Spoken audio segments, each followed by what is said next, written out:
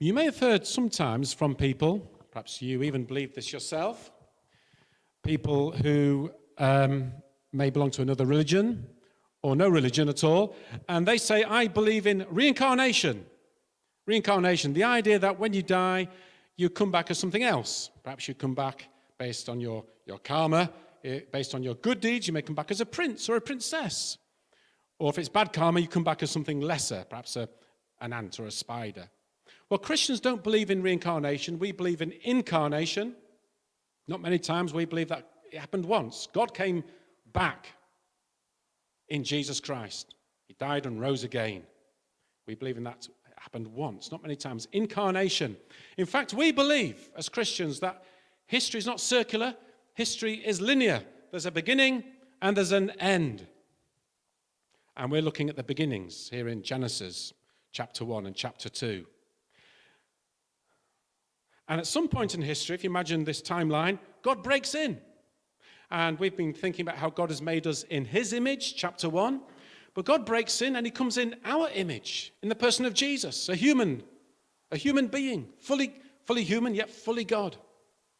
And it's against this backdrop that you and I, we're born, we live, we die, and in Jesus Christ we go on into eternal life. Death is not the end. I guess all of us at some point we ask ourselves, where am I from? Where am I going? And the Bible answers both those big questions. And Genesis means beginnings.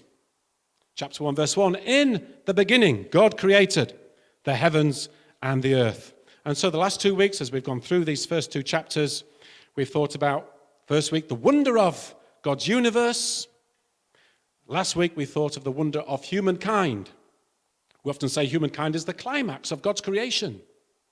We could actually say the final peak is in chapter 1, verse 31, when God saw all that he had made, and it was very good. Chapter 2, verse 1, thus the heavens and the earth were completed in all their vast array.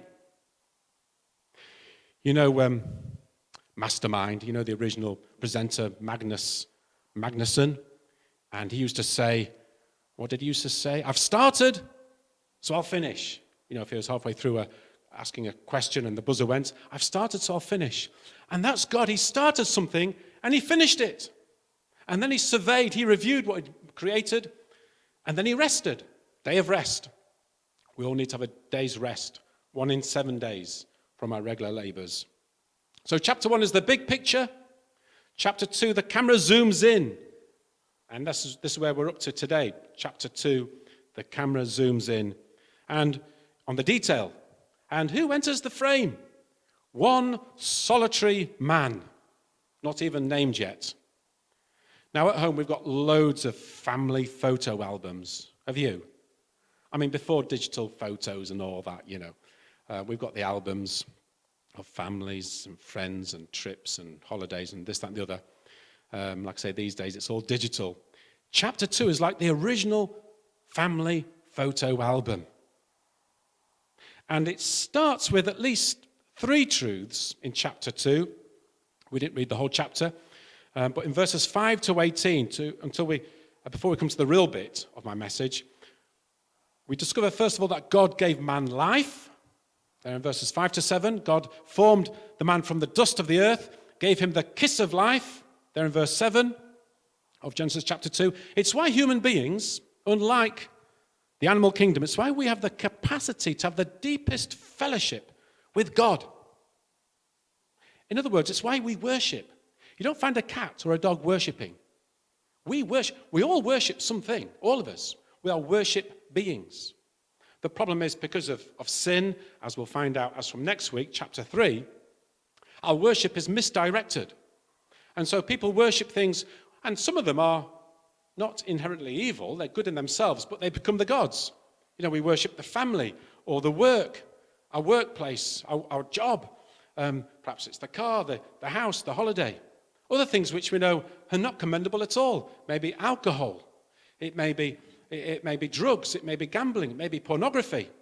And so our worship is drawn to all these things. We're trying to find something that fills the hole. But it's only God in whom we have that real communion with. That is true worship. So God gave man life. Secondly, God gave man a place to live. Then in verses 8 to 15, Eden, the Garden of Eden, which means delight. And that garden brought delight. Thirdly, God gave man commands to obey. Verses 16 to 17. And the main emphasis of God's commands is freedom. There in verse 16 of chapter 2, freedom, you've got the run of the garden, the Lord said to Adam. That's a positive command. You've got the run. It's all yours. Take care of it. Make the most of it. But one command, which was a negative, stay clear of the forbidden tree. Why? Because God wanted to protect the man from death. In Deuteronomy chapter 30, verse 19, we read the words of the Lord. I've set before you life and death, blessings and curses. Now choose life. Choose life so that you and your children may live. We'll find out next week whether Adam kept that particular command. Did he choose life or death? So, there we are. God gave man life. God gave man a place to live. God gave man commands to obey. Life for Adam was very good. Hang on a minute. Except there was one thing not good. Verse 18 actually says, not good. What was that thing? The missing piece. And that's the title to my talk. The missing piece. Verses 18 to 20. Imagine creation as a jigsaw puzzle. Okay, the universe, the planets, the stars, this amazing world, the world of nature, the animal kingdom, the human race, and of course, chapters 1 and 2, it's perfect. There's no evil. There's no wickedness. It's happiness, real happiness. It's a jigsaw puzzle, and it conveys this beautiful picture of time, of the beginning of time. But there's one central, vital, final piece missing. The final piece. Although life is glorious and it's pristine, there's one thing not good, something unfinished. One gaping, lonely, aching, empty void in the picture. Have you guessed what it is? There's no woman. There's no woman. The missing piece of the jigsaw. And this highlights the need for companionship. Companionship. So important that actually we're made for each other. And we can have companionship, friendship on different levels. And marriage is the most intimate of companionship. It's interesting, if you read the Apostle Paul, what he teaches about the different roles of men and women in marriage, in the church, 1 Corinthians chapter 11, 1 Timothy chapter 2, he traces it back to Genesis chapter 2. Genesis chapter 1 and 2. And so it's not really a cultural issue as such, but a creation mandate. And Paul teaches, the Apostle Paul teaches that as he describes the role of the man that actually created first, has the role of headship or leadership in marriage. And then the description of the woman created second, well, she has the role of helpership alongside him. And so equal. Chapter 1, we touched on this last week. They are equal to each other, equal before God, equal in value, equal in love, equal in dignity.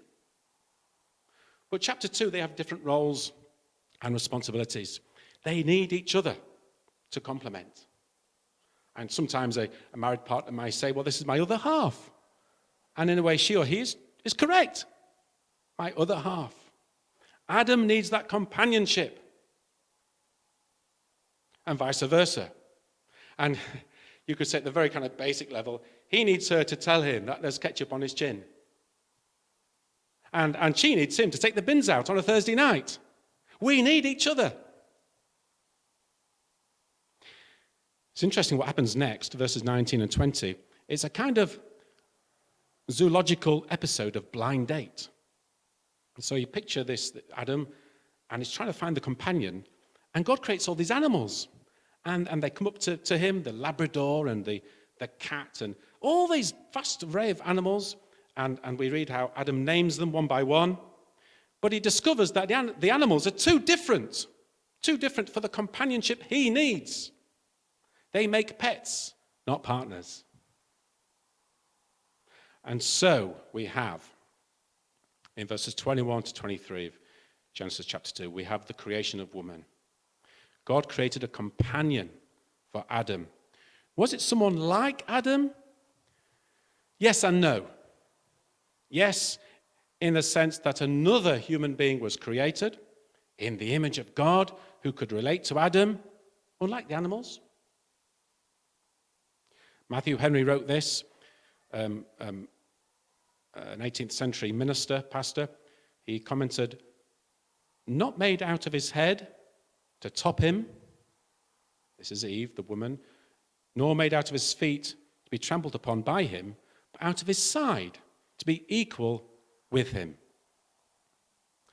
And so there is, at the beginning, a profound equality about the man and the woman. Yes, with different roles. One is stronger than the other, physically, etc. One is biologically different, can bear children.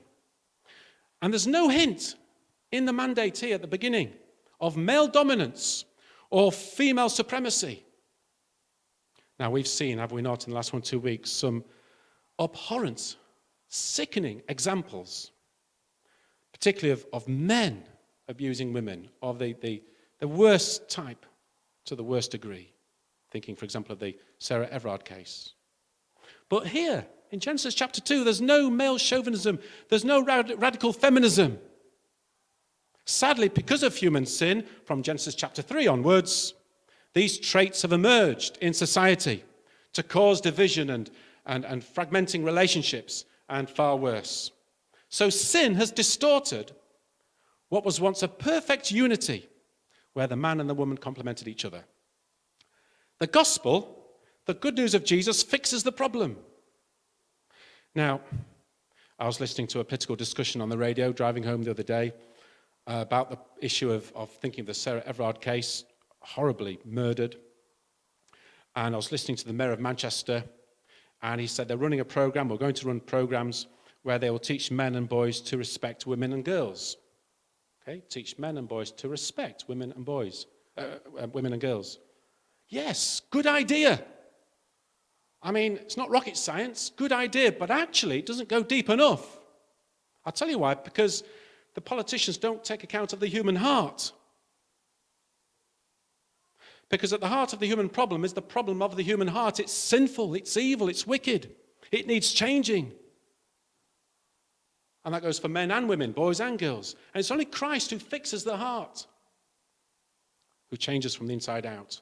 And it's only the Christian who's come to receive the transforming power of Jesus Christ who can truly love, for example, Ephesians chapter 5, love his wife as Christ loved the church.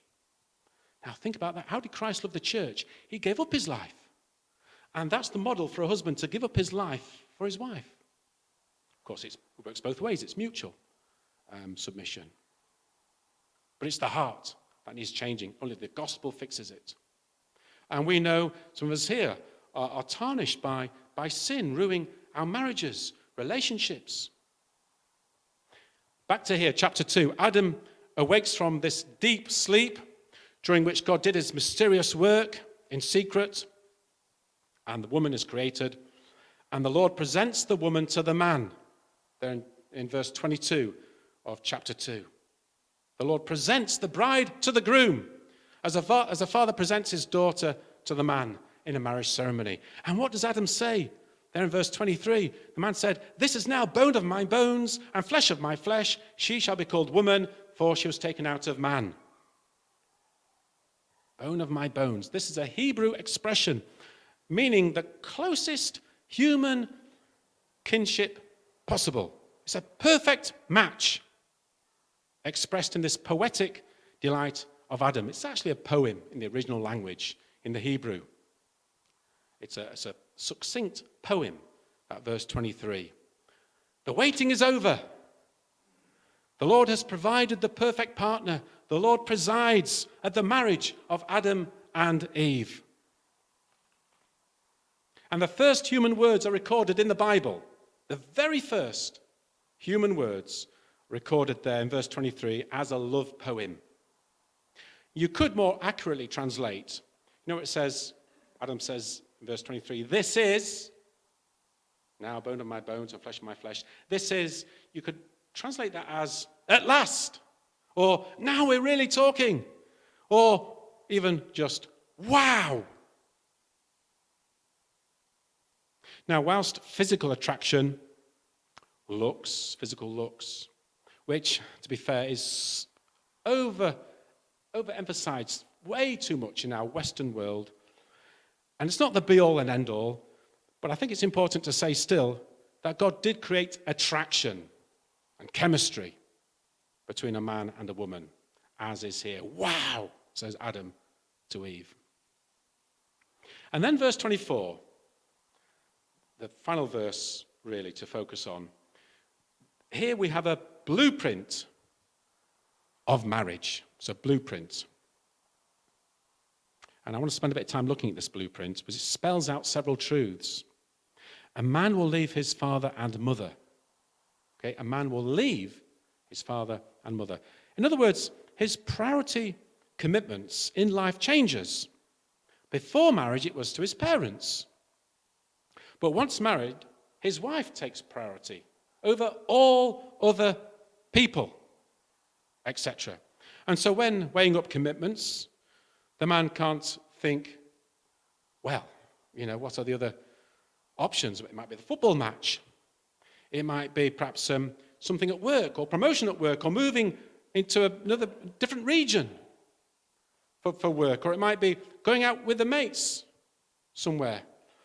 Plans, etc., etc. And the crucial question is, now the man is married, is to think, how will this affect my ability to love my wife? He can't just go off and do what he wants. No, his wife takes number one priority. And of course, vice versa. Secondly, be united to his wife. So a man will leave his father and mother and be united to his wife. The original word literally says, be stuck or be glued. You know that word united? Be glued together. It's a commitment word. This is a permanent word. Marriage is commitment.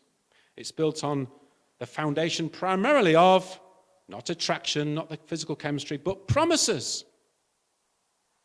That's why on a wedding day, we've got two people from Gateway getting married in 2 weeks' time. And at that marriage ceremony, they won't be asked, do you love this person? Because hopefully that's obvious. That's why they're there getting married. But they will be asked, are you willing to give yourself in marriage? And the reply is, I am. And so the two will exchange this foundational promise. I'm willing to give myself to you. Be united to his wife. And the two will become one flesh. This includes the sexual union. It's a positive affirmation by the Lord God of the sexual intimacy between a man and a woman in the loving context of committed love, which the Bible calls marriage. Not a one-off night, a one-night stand, or a relationship that ends when someone better comes along, supposedly. No, the Bible teaches that actually the sexual union is reserved for marriage alone. That's God's blueprint.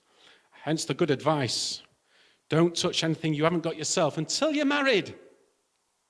Wait until your wedding night when you can present your purity to your partner. Now, before I conclude, Jesus Christ endorses the blueprint. He endorses it. The blueprint for marriage. In fact, he adds to it. And we read this in Mark chapter 10, verses 6 to 9. And Jesus, by the way, he was never married. And that's something also to consider. There is a place for singleness, celibacy. There is a place for that. But Jesus, he endorses marriage, this blueprint.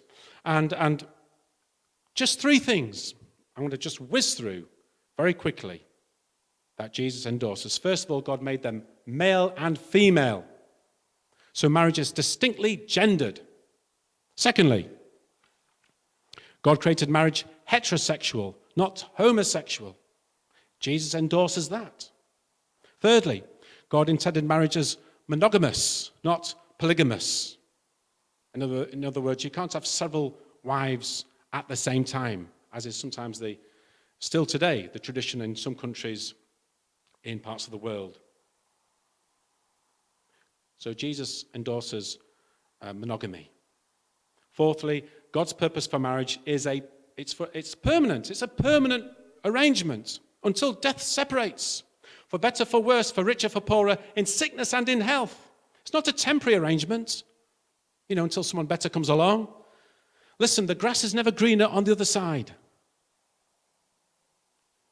And if it is, it still needs mowing.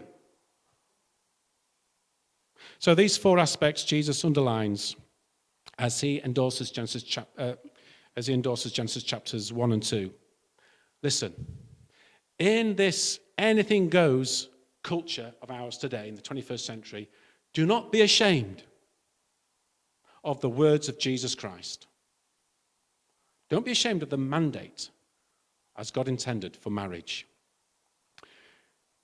Let me conclude. The Bible begins in Genesis with a marriage between a man and a woman, Adam and Eve, and it ends in Revelation, the last book of the Bible. Guess what? With a marriage. A marriage between whom? Between the Savior, Jesus Christ, and all those whom he has saved, the church, the bride. And we have those wonderful words in Revelation, chapter 21, verses 1 to 4. John, in his vision, I saw a new heaven, a new earth, for the first heaven and the first earth had passed away, and there was no longer any sea. In other words, no longer any evil or wickedness. I saw the holy city, the new Jerusalem, coming down out of heaven from God, prepared as a bride, beautifully dressed for her husband. And I heard a loud voice from the throne saying, now the dwelling of God is with people, and he will live with them. They will be his people, and God himself will be with them and be their God. He will wipe every tear from their eyes. There'll be no more death, no more mourning or crying or pain, for the old order of things has passed away.